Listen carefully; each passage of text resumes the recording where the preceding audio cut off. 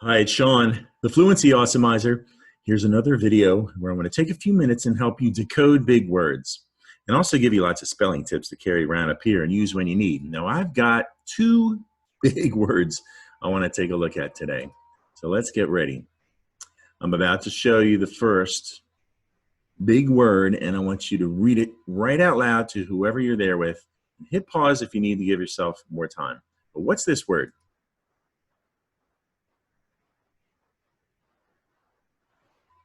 All right, how about this one?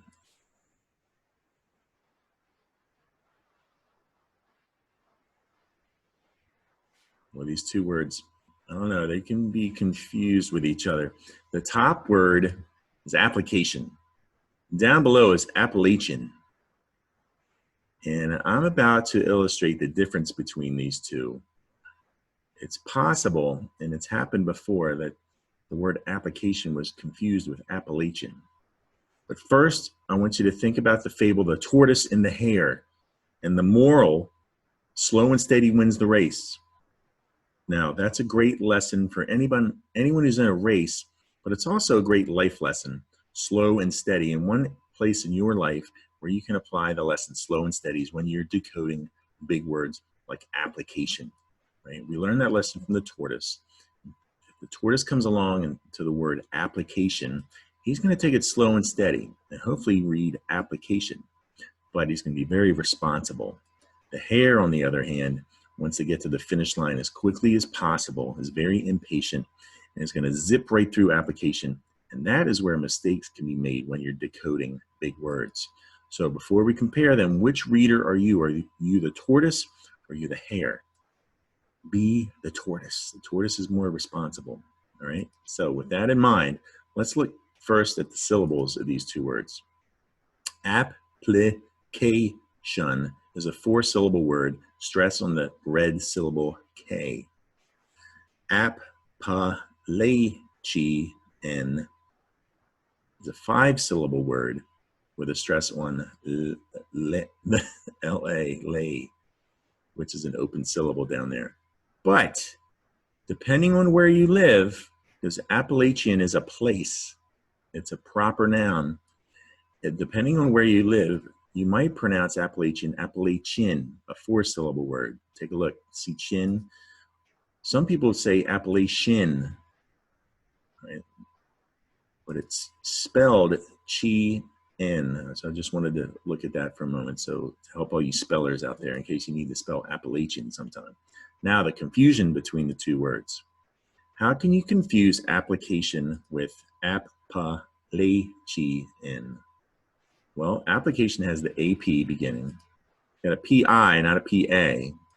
There is an LA in application, and there's a TION shun ending,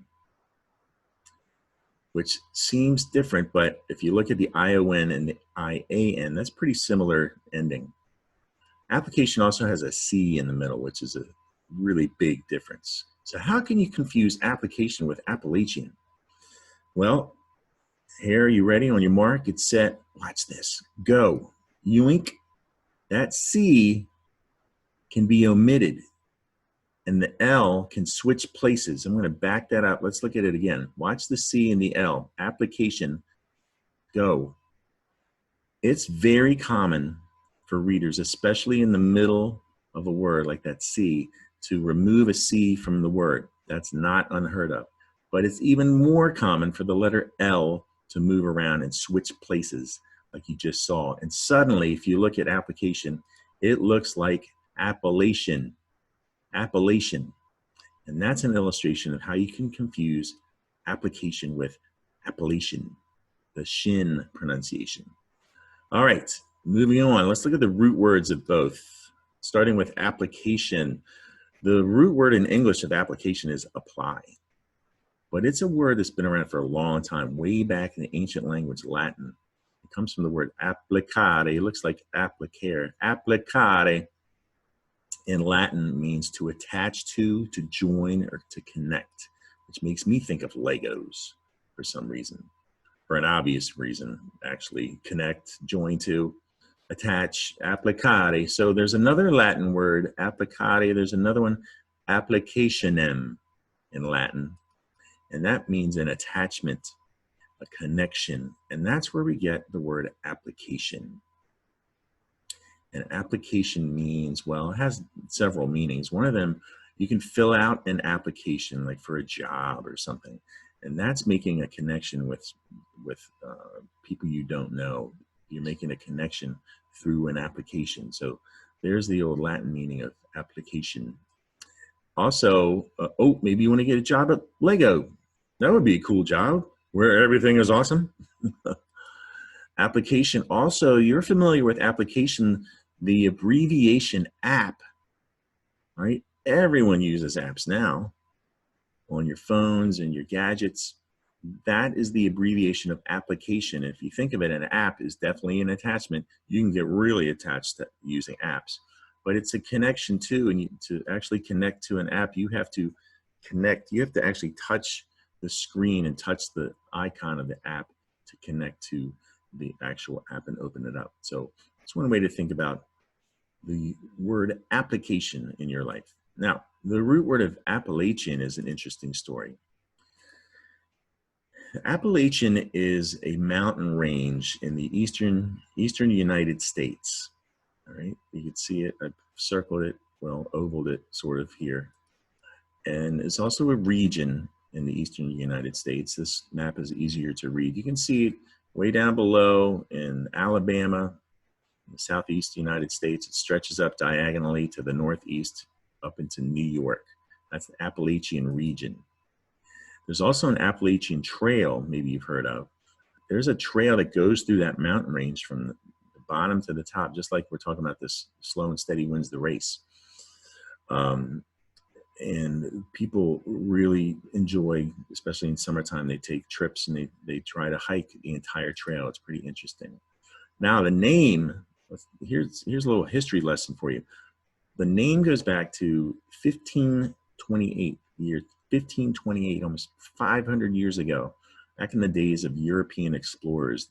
There was a Spanish explorer named Narvaez who led an expedition to the southeast United States and other areas down there in the lower Atlantic in the Gulf of Mexico.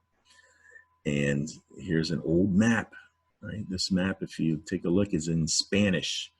They made maps back in Spain of the expedition. You can see the word Florida in the middle. The Florida is a Spanish word for flowery. So they must have seen a lot of flowers when they went exploring in Florida and brought that news back to Europe. But in a close-up of this map, you can see the word Apalachee. Apalachee was a name they gave to a village that the Spanish explorers found roaming around southeast Florida. And they thought the word sounded like Appalachian, so that's what they put on the map. And it was actually the Apalachee tribe of Native Americans. All right, and here's the Apalachee Nation flag. And from that word Apalachee, keep that in mind. But here's where the word Appalachian comes from. There's a pattern here.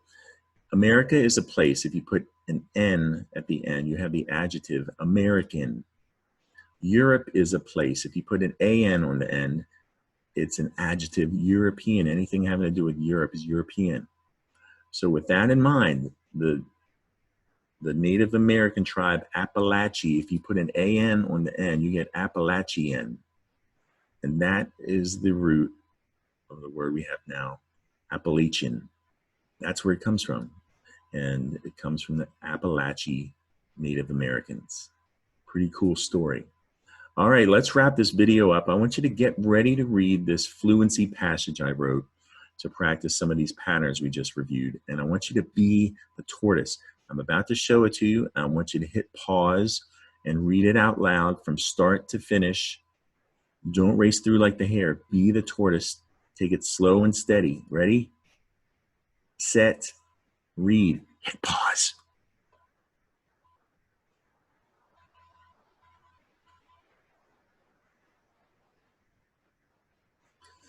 All right, that's going to do it for today's video. Subscribe to my YouTube channel where I post videos like this all the time. There are lots and lots on my YouTube channel. Keep you real busy awesomizing your fluency. They're there for young readers in 2nd through 6th grade, beyond 6th grade, even before 2nd grade if they're ready for the challenge, but they are there to help you decode big words, give you spelling tips, and even some history lessons like today's.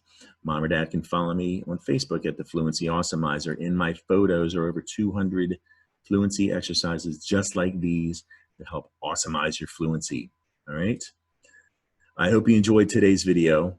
Come back and see me again soon here at the Fluency Awesomizer. All right. Bye.